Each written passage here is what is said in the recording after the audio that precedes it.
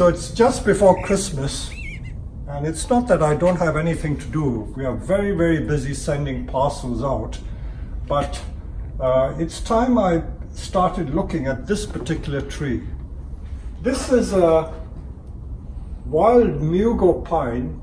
I think I did mention it some time ago in my previous YouTube videos. This tree was collected by one of our customers. This lady is an English lady who lives in France in the Pyrenees, and she collected this either 30 or 35 years ago. So it says here, YouTube styling. So she asked me to style it, and then I said, can I do it for a YouTube video? So she's given me a free hand. I won't show you her name because I don't like to reveal customers' names on my YouTube videos, but let me remove the label. So here we are. Look at this tree from every side. It is almost like a tree that you would collect from the mountains, and this is what she did 35 years ago, I believe, and she's done nothing with it, absolutely nothing. So Mughal pines do grow like this, and even some Scots pines grow in this fashion, completely twisted and contorted. So it's got a lot of potential, and it's typical of many people who collect these trees. They put it in a bonsai pot and they think that it is a bonsai. Well, for most people, this would be a lovely tree. They would give their right arm to have this tree.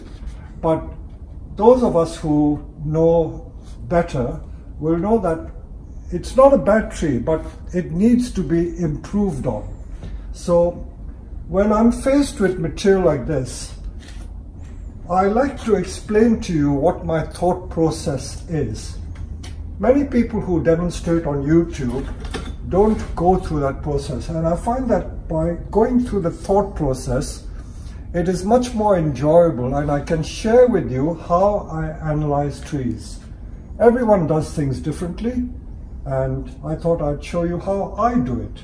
And as I've always said, there is no right way or a wrong way.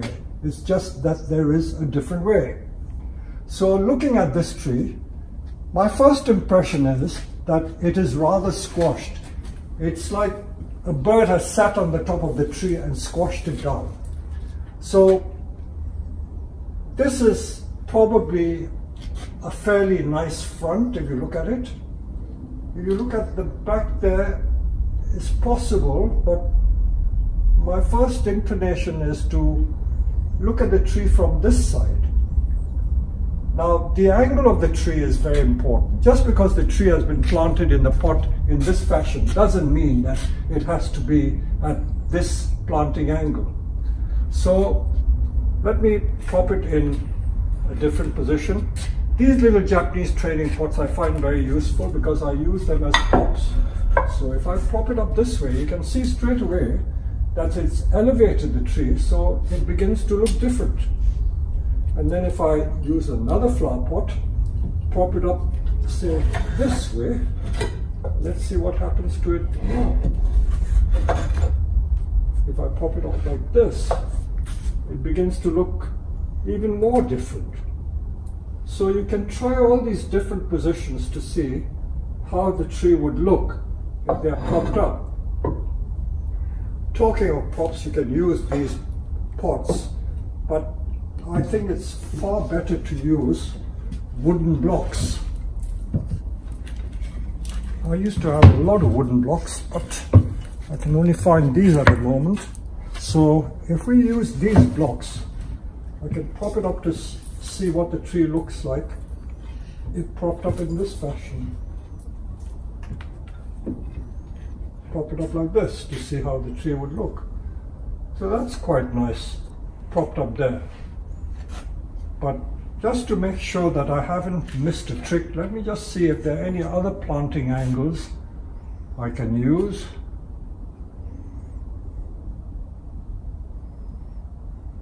The problem with this tree is that there is a lot at the top, and we need to create a more defined shape. Not necessarily just a triangular shape, but a more defined shape. There are like two leaders. There's one branch going here, and then there's another branch going there. Can you see? There are two branches, both struggling to become the leaders. So that's a problem. That's a very big problem.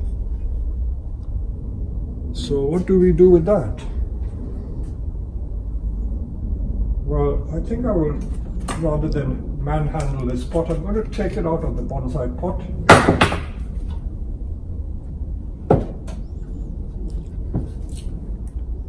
It's been tied in with very thick wire.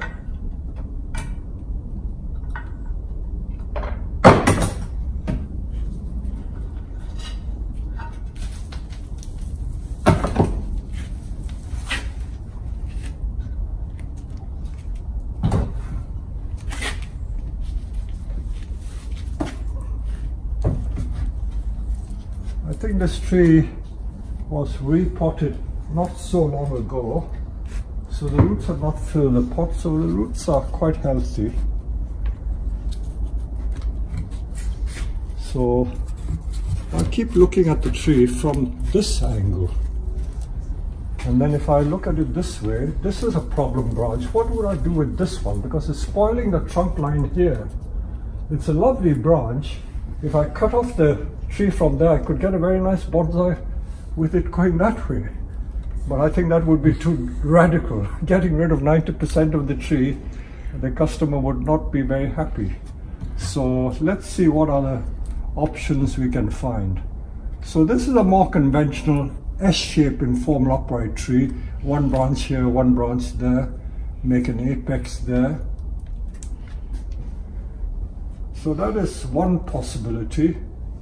So looking at the options is a very, very important stage in redesigning this tree, because I want to make sure that I take the right options.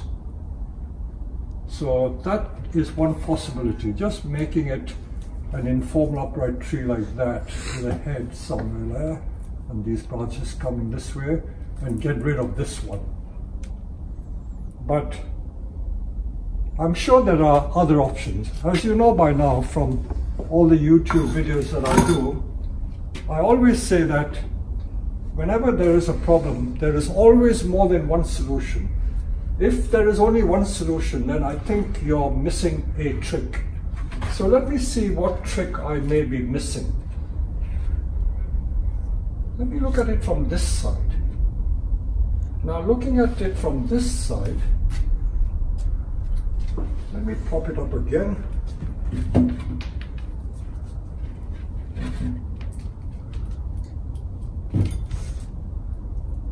If I prop the tree up this way,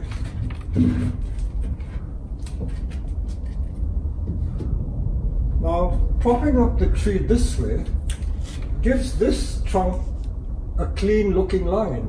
And this can be a back branch, so I may not need to get rid of this if I use this as the front.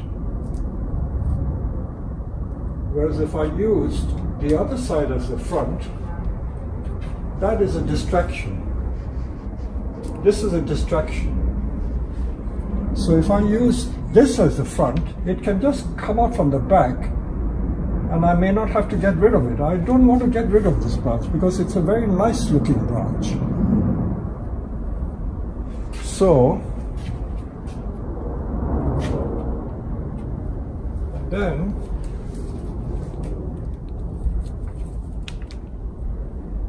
probably make it a cascade tree.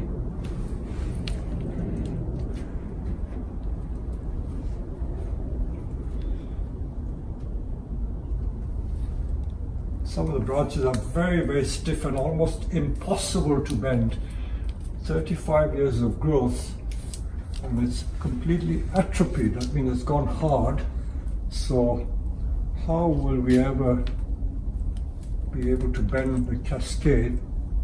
It's going to be a challenge and a half.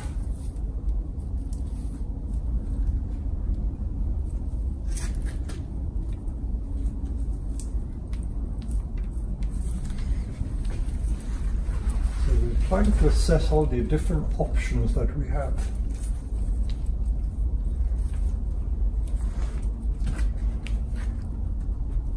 So this process of thinking out the options is very, very critical. Once you've decided what you can do, the rest will seem to be easy by comparison.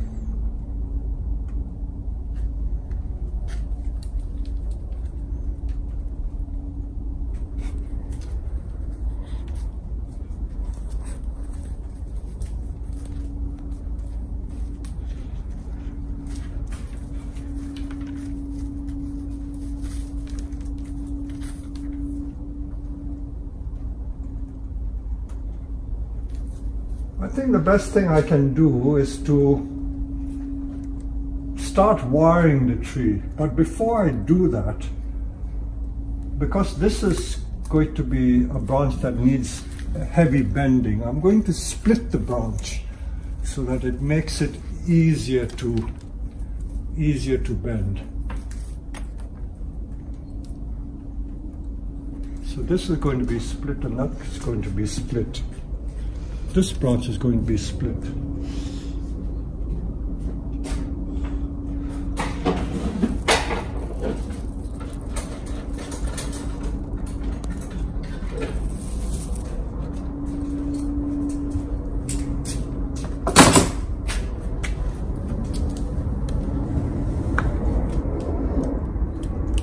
So using the branch splitter, I'm going to split the branch.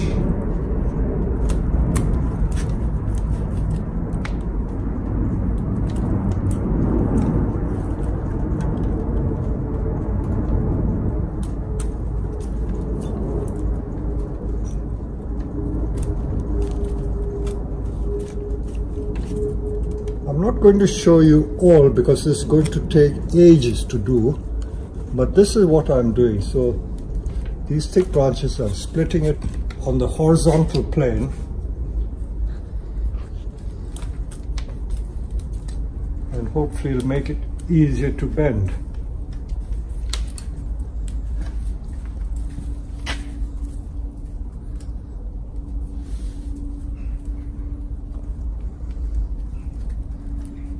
So that's what I'm going to do. So as I said, I'm not going to video everything because this is going to take me at least 20 minutes just splitting the branch. I have to put this on because it's feeling a bit cold, and this has proved to be a really challenging tree, and I can't decide which to use as the front or which to use as the back. And there are so many precious branches that I don't want to waste any branch. So what I've done so far was to do some branch splitting. So I have split this branch here, this one here I've split to make it more easily bendable. So you can see how easy it is to bend now. It can come down. This one I haven't split. But these two thick branches, what I've done here, because they are like touching each other, I have in fact, I'll show you from this side, I have put the branch splitter in here, like so, and prized it open so I can move the two. Can you see how it's moving?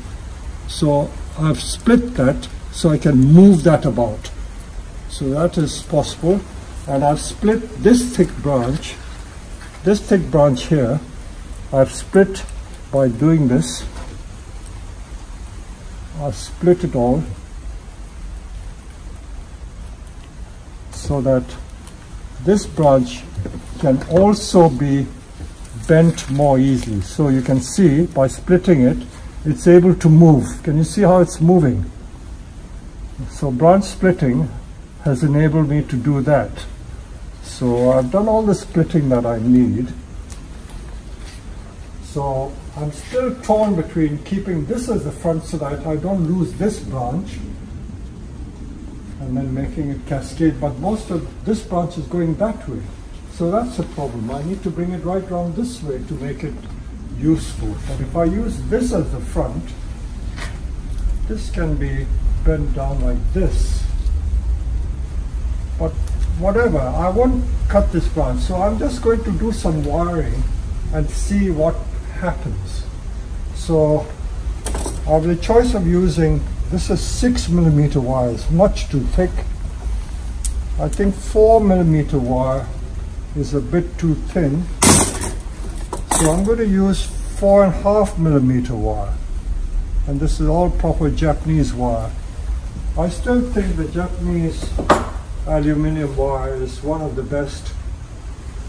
Other countries like China make it as well, but the Japanese aluminium wire is one I prefer to use. And this comes in 1 kilogram coils.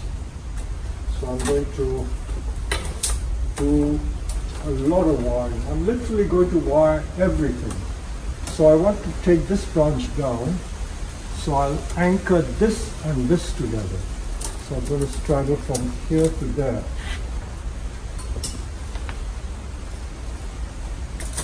And I'm going to use certainly a double strand.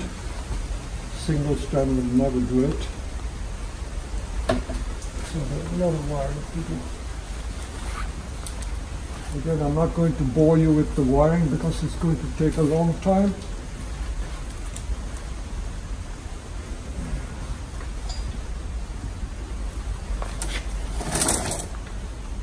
In fact, I'm going to take the tree down.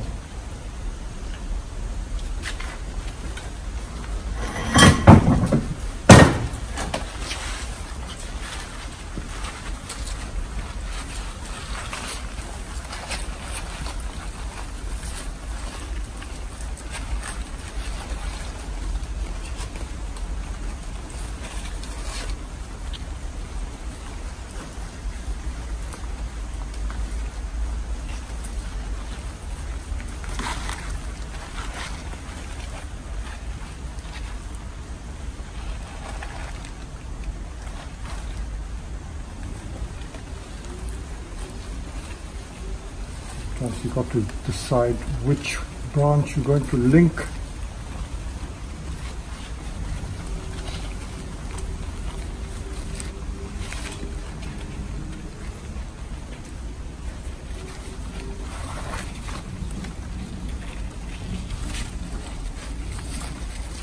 This tree is certainly like an octopus.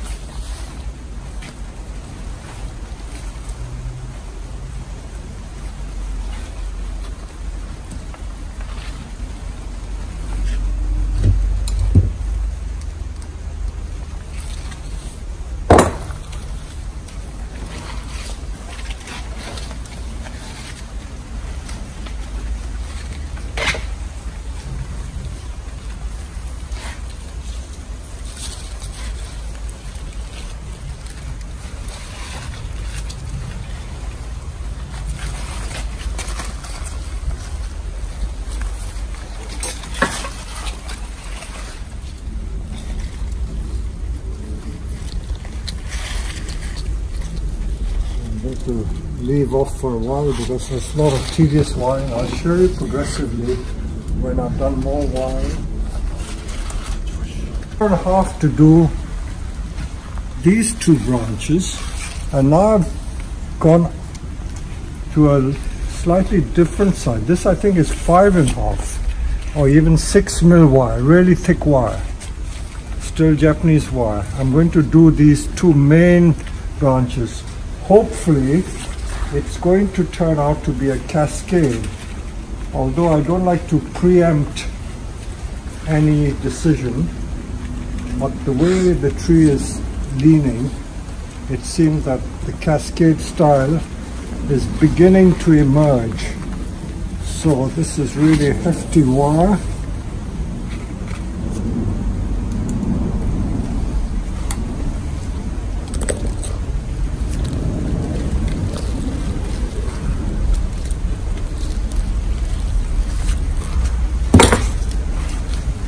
that is the 5 on that side, and then I'm going to use the 5 on this really thick main cascading limb.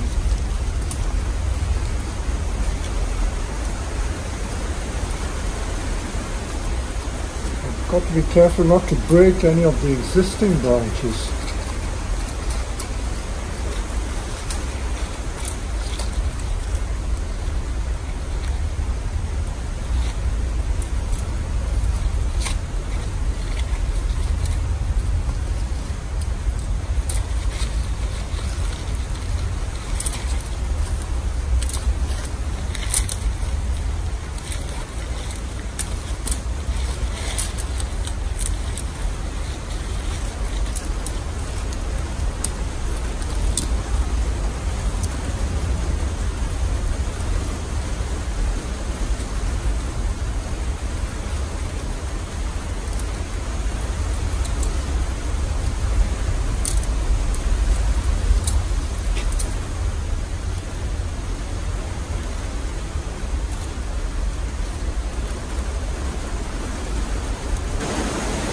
In case you're hearing all sorts of funny noises, it's the heavy rain that we're having, and it's falling on the roof of our greenhouse. So it's not the microphone which is bad, it's the rain which is lashing down on the roof. We've had a lot of rain this year.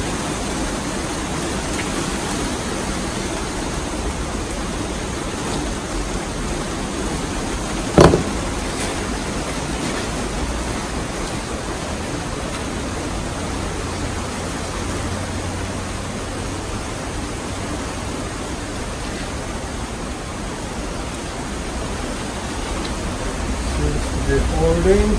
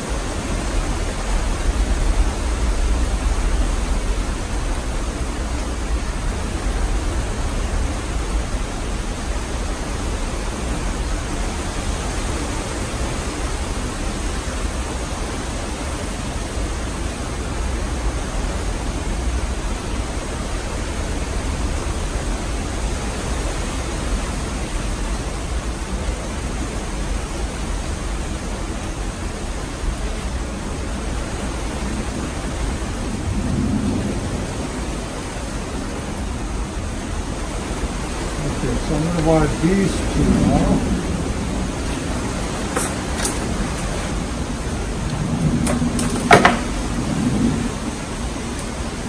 Sometimes on these trees, the cost of the wire probably far exceeds the cost of the material that you bought. I've already used about half a kilo of wire just off the 5 mil and the 4.5 mil.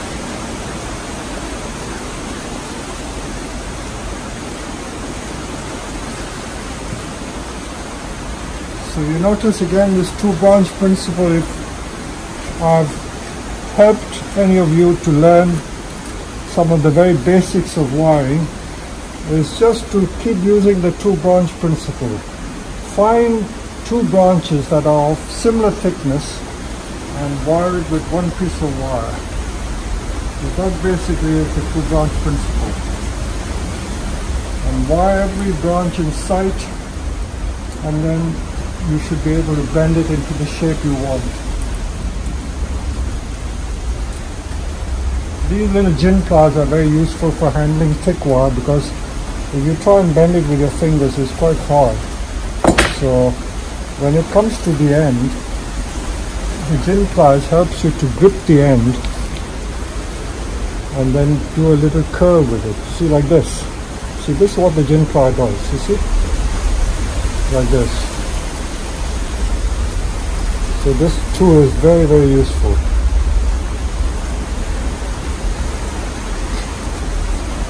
this one.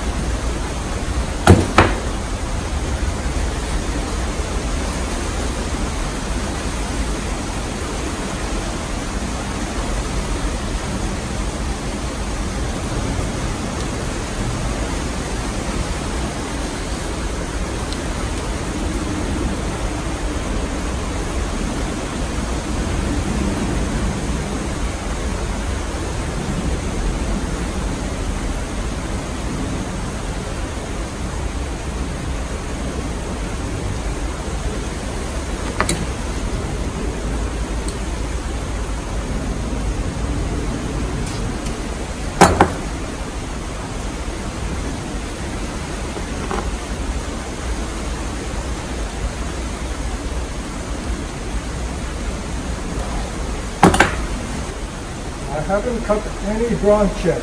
I've kept all the branches there. So you can see how the shape is evolving. This is probably going to end up as the head. This is a side branch. And this is the main cascading branch. It's coming down this way. I haven't decided what to do with that. Let's look at it to see how it looks on this side. Long way to go. So this is yet another day, and as you can see from the change of clothes, it's taken quite a long time. I don't normally take so long to work on the tree, but we've been distracted with all the floods that we've had on the nursery. So here we are after packing all the Christmas parcels. I'm thinking about the tree again. The tree has opened up considerably from just a little bit of wiring. So we've wired these two main branches. So this is one side branch, and this probably will be the semi-cascade portion. And I'm trying to create a head. There are one or two dead little twigs. If we come close where there are dead twigs, there's no point keeping it. So we will get rid of them. The more you look, the more you will find. But considering how old this tree is, there isn't a lot of dead. So it's been kept in reasonably good health. I don't think they've fed it or done anything special, but it's a strong tree. So now that we've opened it out, we've got to create flat pads so that it will look more organized. So I'm going to wire some of the pads to make it flat. So this is what I'm going to do. Let's start with this one. So this is a clear case where there are two branches. So ideal subject for doing the wiring using the two branch principle. So let us see how we get on. I'm trying to get from here to there. So I've got to traverse the two branches. So to traverse it, I have to follow the path of the existing wire so that the wiring looks neat. So let's figure out how to take the wire around. That's always quite a challenge. As I said, wiring should be neat, because if it's untidy, then it looks a mess. And because bonsai are meant to be beautiful things, if it looks a mess, then it defeats the purpose.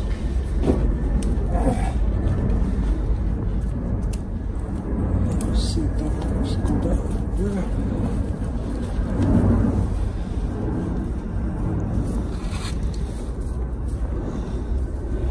Very hard to perform for the camera because this is not my normal way I stand, but I'm trying not to block the view.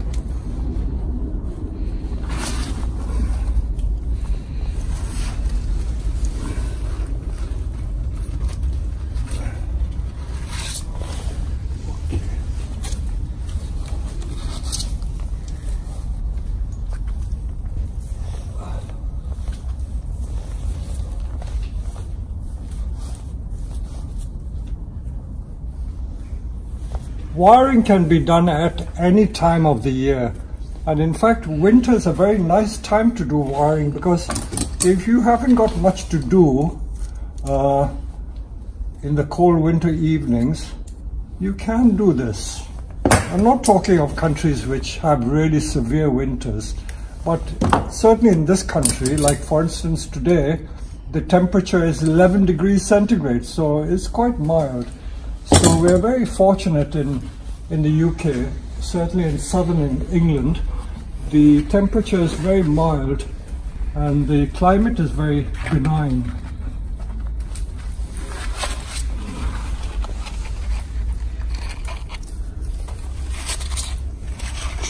These branches, which are not very thick, I would say these branches are no more than like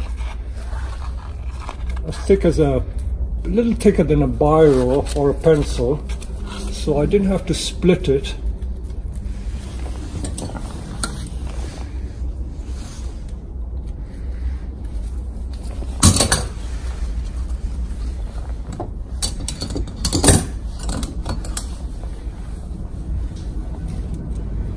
But if we home in on the camera, can you see all these buds here? See, they do bud back, so don't be afraid of pruning the tips. By pruning the tips, all these new buds form, and you'll get a very dense growth given a few years. So now let's try and arrange this pad flat.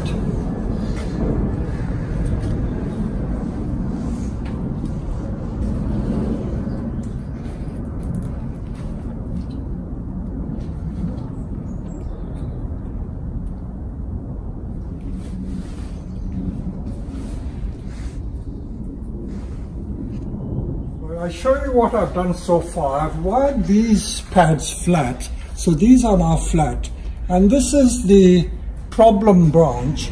So this branch I could probably remove completely, but if I remove it completely I may regret it. So let's see what happens. I think certainly this bit doesn't need to be there, so if I get rid of this first.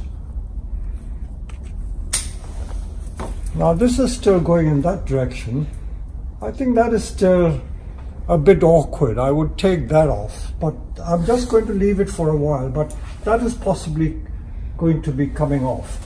Now if we look at it this side, now this side is very dense, but I still want to arrange tiers in the same way I arranged the flat pads over there. I'm going to create flat pads over here and see what happens. So this is what I'm going to do as the next bit of wiring. This branch, which I explained to you, I removed a little bit from there. So do I remove this one? So the way I think, if I can just explain, it seems a shame to cut things off without considering the possibilities. If I didn't remove it, what I could do is I could shorten the branch like that and make the pad there like that. So you see, this would work without getting rid of it. You see, like this, it's a long limb like that, but with wiring and shortening it, I can make the pad like that. So that is possible. Okay, so this is what I'm going to do with this bit.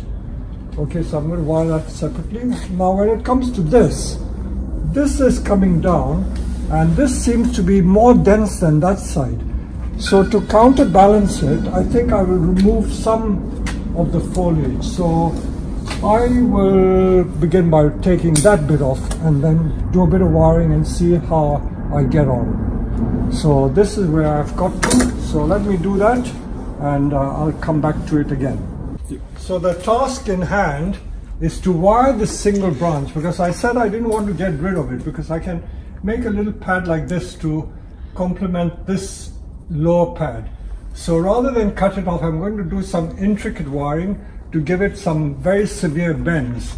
Now because it's a single branch on its own, to apply the two branch principle is going to be quite a challenge. So how am I going to anchor it? I've got to anchor it to another branch. So let's try all these different permutations and combinations. It's always important to do two branches, otherwise if you just do one on its own, it doesn't work. So let me just thread this wire through. So the second branch is really just to give the anchor point. So I know there's a lot of wire here already, but I can't help it, I have to do something. So I think I can go to this upper branch there and link it to this. So this is going to act as the second branch to give me the anchor. There you go.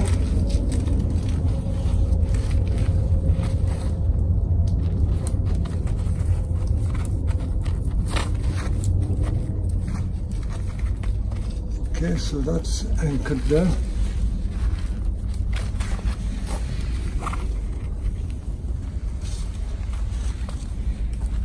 And then I can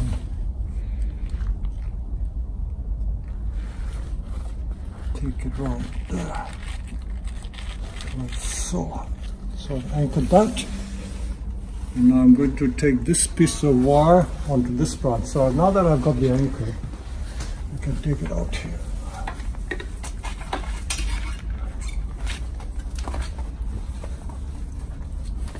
I've had to judge what thickness of wire to use.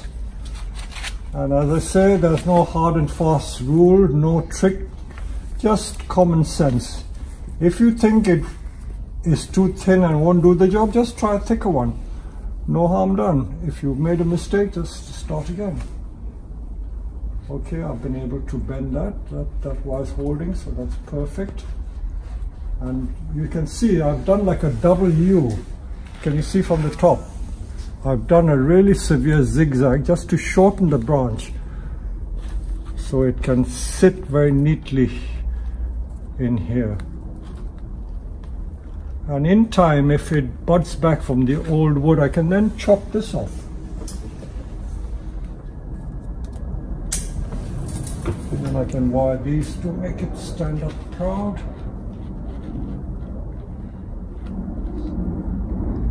So this is the effect I'm trying to create. So that makes a very neat pad over there. So I've managed to do that. Now I still feel that this side is too dense, so I'm continuing to wire these pads neatly, and I'll see what comes out of that. I still haven't decided to do away with that branch, because I think there's a possibility. As I've been turning the tree, I should now show you that the tree from this side looks quite promising. And I won't discount using this as the front altogether. Now this is an odd branch, it's doing nothing. So I can easily take a decision on this. If it's doing nothing, I will take it off. So this is coming off over there. And I've got a very clear view of the trunk here.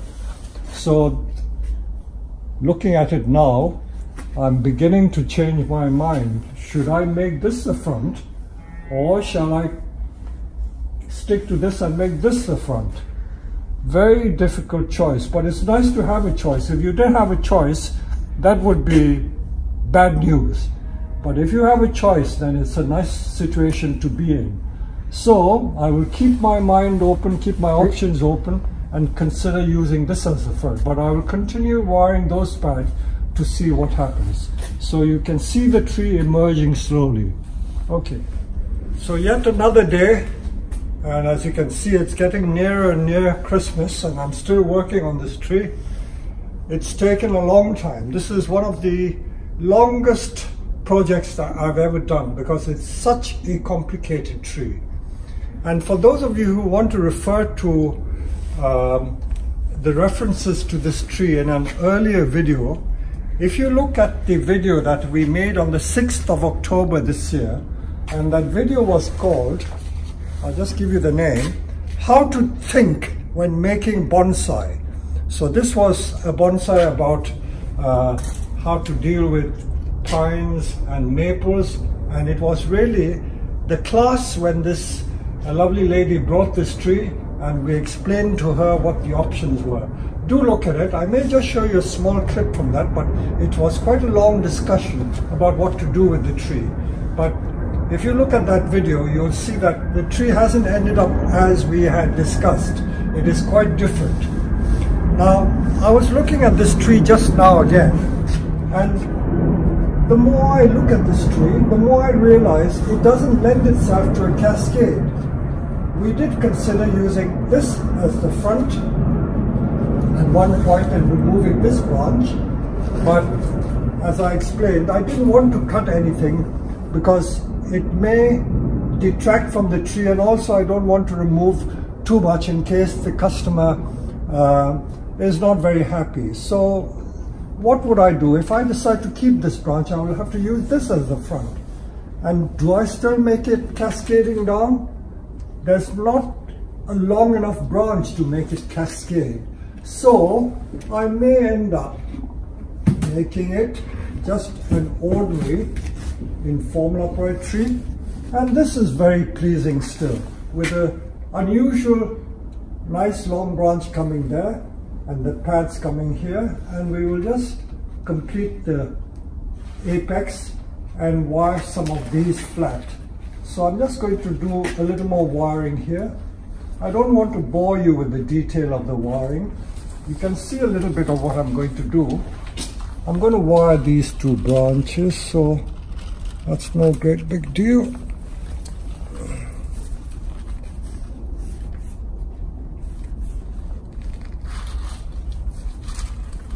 I always feel that wiring can be a bit tedious and monotonous, but it has to be done.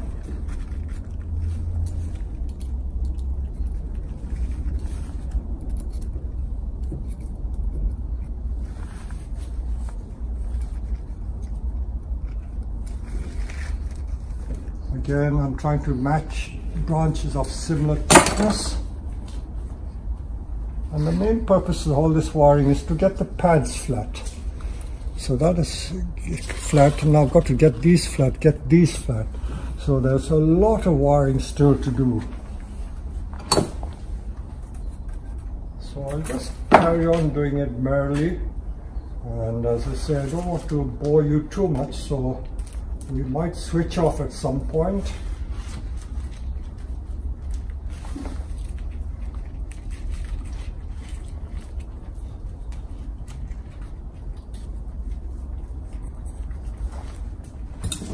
You occasionally get some little bits of dead twigs here, so these you take off.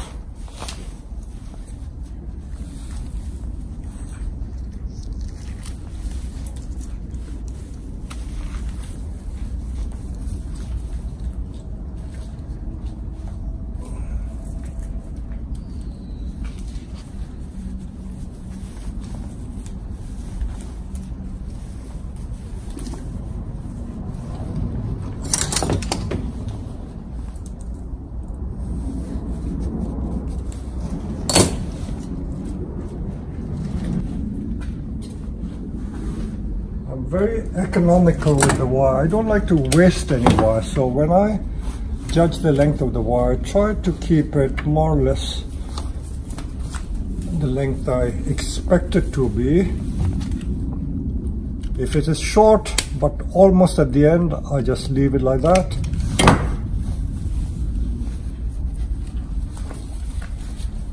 So the purpose again is to keep it flat.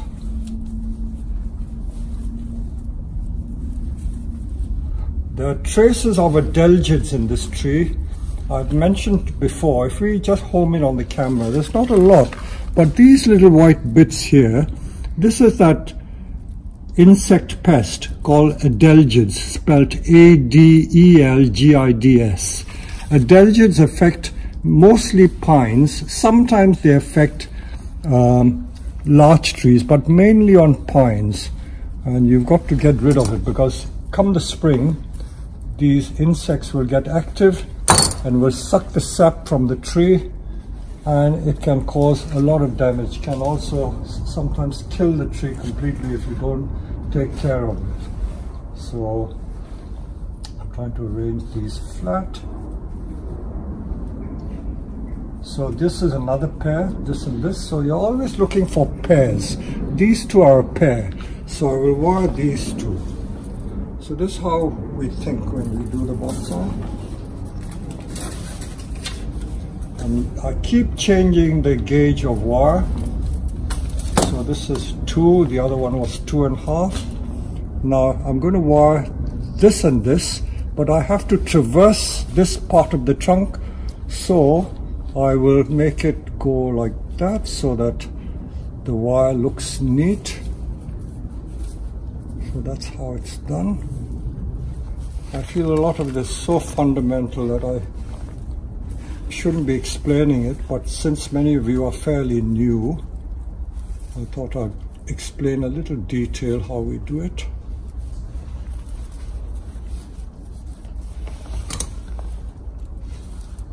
The main thing with wiring is that it should look neat.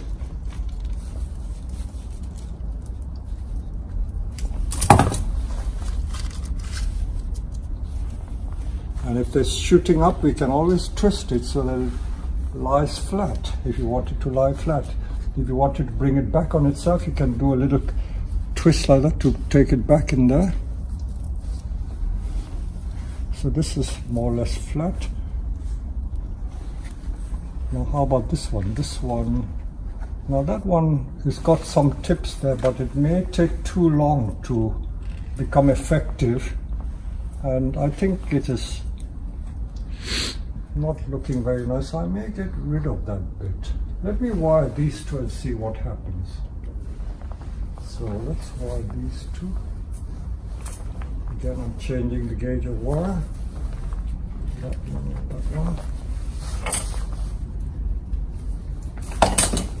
You notice that I haven't wasted any wire. I'm trying to be very economical with the wire.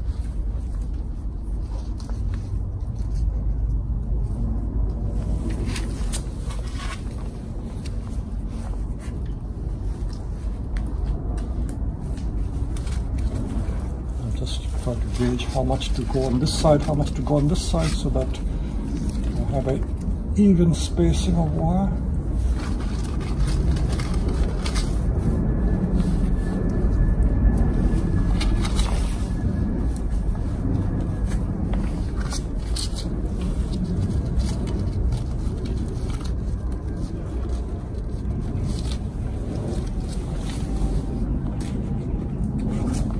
This is the thicker part of the branch, so I'm going to wire out onto this side. And again, you see there's such a lot of intelligence here.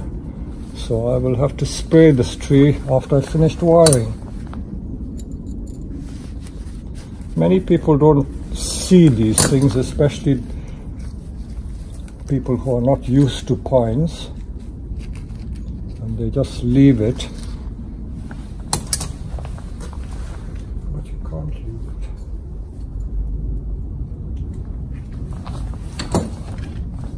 It has broken, so I'll cut it off.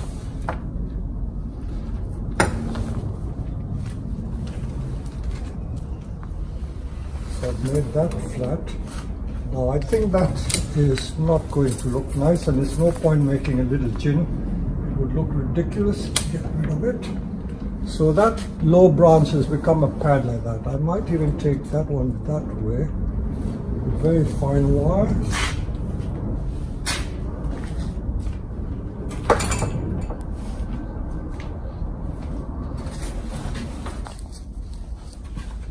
So I've got the flat pad there. Now I'm going to leave off recording it, but all I'm going to do is to wire all these flat. So there's a lot of wiring to do, but I will revert to the views when I've done a little more wiring, and I'll show you the overall effect of the tree. So I've done as much wiring as I could do, and if you look at the tree objectively, you can see what we've done. This, which was lying flat, I've raised up to make the leader. But there are in fact like two leaders. There's another leader at the back. I want to keep it just to give some body to the tree. This branch is very nice here. This back branch, which we thought was a fault, this one here, we've kept so that we have just the odd trailing branch, which is very unusual. If I removed it, it would become a very ordinary tree. And I don't want this to be an ordinary tree. And you see, if you do that, it becomes a very ordinary tree. But I keep that as a feature. It makes it special. So I will keep that branch. So let's see what else. The overall impression is that this side is nice, this side is nice, and this is nice. But what worries me is this back area on the right hand side. This is very, very congested. This was a very strong branch. This was the side I was considering making into the cascade part. So you can see there are so many branches, tangle of branches. I've wired every single branch, but I still feel it is too much. So let us do the famous bag trick the Peter Chan bag trick and see what happens. Let me see what happens if I remove that branch which is popping up. This is the branch which I'm talking about. I wonder whether you can get a good view. If I remove that one, I just wonder whether it becomes better or not. So I think it does make it a little better. So this is the thing with, and this is it without. So I think I will bite the bullet and get rid of that. So although I've taken all the trouble to wire it, I'm going to cut this off, sadly. So off that comes.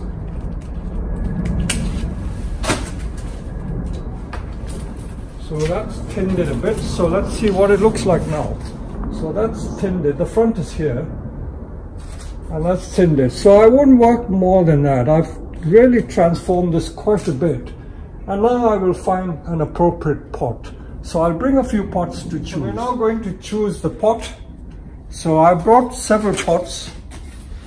And let's see how it goes. If you just view it from a bit low, this is a nice pot, but it is a bit too big. It is far too big for the tree, so we discard this one. And then let's look at another one.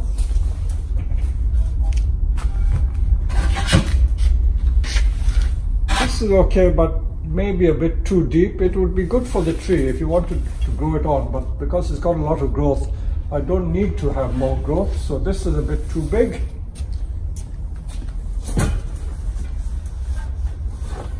Bear in mind that this is the original pot the customer put it in. Pines don't usually sit well in glazed pots, although I always say that if you like a glazed pot, use it. But traditionally, evergreens are planted in unglazed pots because the serene color, serene nature, you need a very subdued, neutral colored pot. And that's why the unglazed pots are good. Now this is another nice pot, so I think we can try this pot. I think this pot would be okay. It's the right size. In fact, let's test it. It's virtually the same size as the original pot, but this is not the right angle, because if we plant it like this, you might get away with it by doing nothing, but I think we need to twist it a little bit. So I'm going to just do that. So do the repotting of this tree. I've now prepared the pot, and this is a very good Yixing pot. Yixing is that part of China which produces the best teapots and also the best bonsai pots in China. So this is a very lovely pot.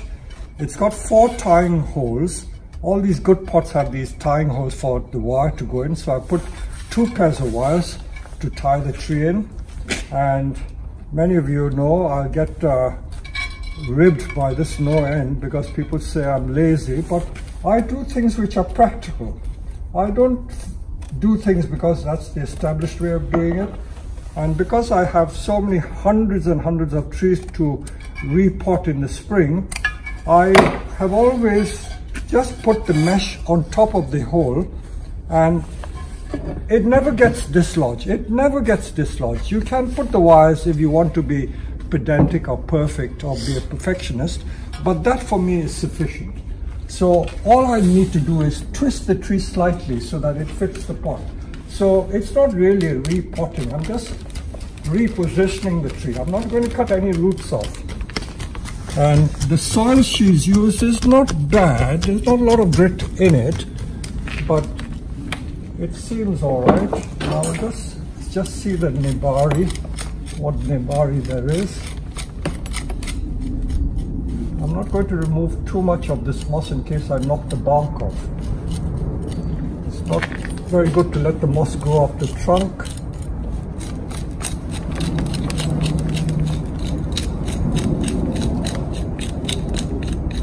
Well, if this tree has been growing for the last 35 years and it's doing well, why should I disturb it too much? So it obviously likes the soil. Some people are very rigid about having absolutely the right type of soil or the right Japanese soil, but don't forget, Japanese soils are very good for trees in Japan. Not that they are not good for this country, but sometimes they don't suit the climate in the West, so you've got to bear that in mind. Just because the Japanese do it in a certain way and the Chinese do it in a certain way, remember that it's done because it suits the climate there. So we've got to learn to adapt the trees to the local growing conditions. No disrespect to those people, but this is how you need to have a very analytical and open mind. So that's all I'm going to do. See what this customer has used. This is the mesh they've used. I think it's part of a dress with sequins on it. Look at that. But it works. If it works, it's fine. It's a lovely open texture. Very nice soil. I wouldn't falter at all. It's lovely soil. See how well the tree is growing. Now let's try it in the pot.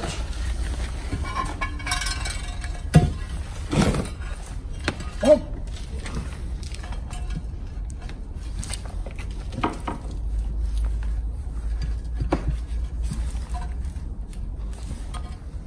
Okay, a little more from there.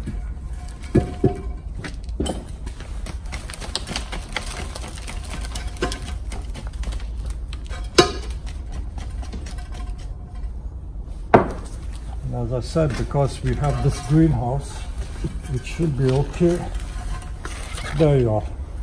That's all I need to do.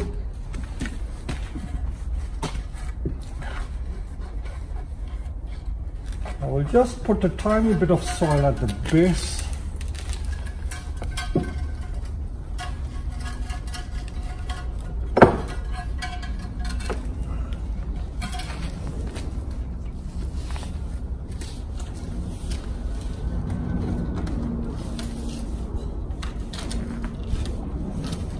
This is our standard bonsai mix, which is 50% of the peat bark mix.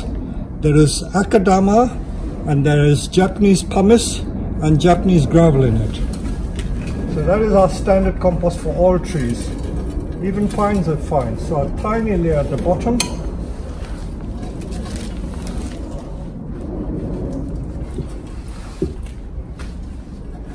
Some of you have asked, why do I mound my trees? I mound the trees because it looks better. So no harm in mounding the trees.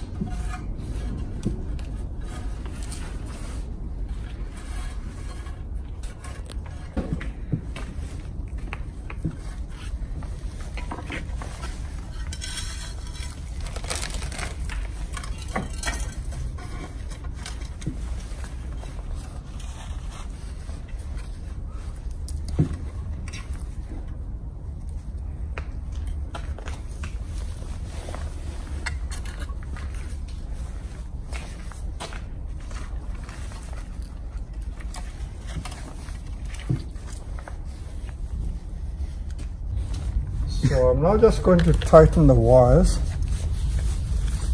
and this is how I do it. Again, different people have different methods of doing. I've tightened the two pairs, but I'm not going to cut the ends off.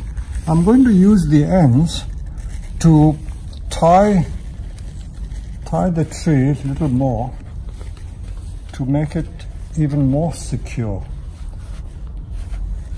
Don't forget, this wire should be removed after about 9 months or a year. It's just to prevent the tree falling out.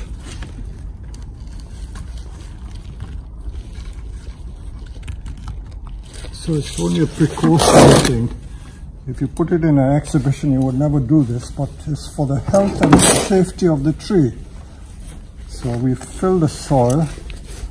These surface roots are okay.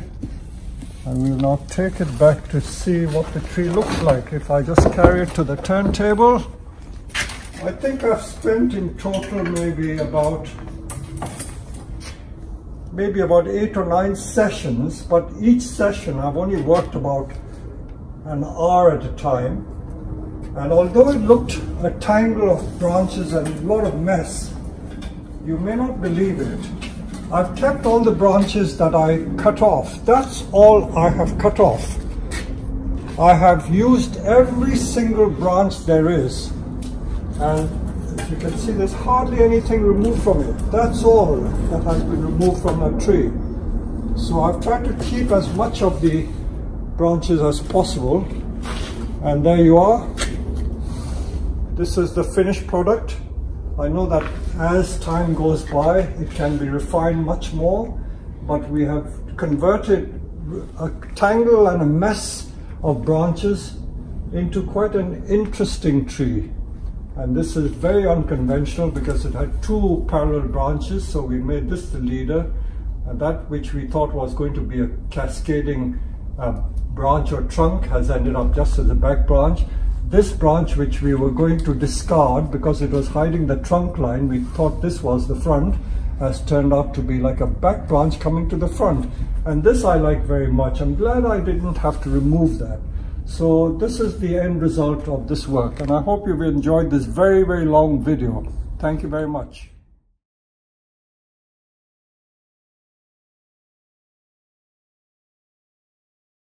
Remember what I said to you about the trunk. The trunk is what defines a bonsai. If it doesn't have an interesting trunk, it's not an interesting tree. And if it has an interesting trunk, why do you want to hide it? So I want to show the trunk more. And to show the trunk more, the tree should be planted like this. Agreed? Mm-hmm. You can see the trunk much better. So that is your trunk line. But with most of these so-called collected trees, there are different possibilities. If I wanted to be really radical, I could get rid of 90% of the tree. This is a famous bag trick. So I'm just showing you the possibilities. If I wanted to make a small bonsai and just have that bit, can you see? Oh, yes, yeah. See, that would make such a cute bonsai. Look at that. Just that bit with a lovely thick trunk. I'm just trying to show you how your mindset should work when you approach bonsai. It is all about a mindset. We always say that bonsai is interesting. It's like a problem-solving exercise. One of the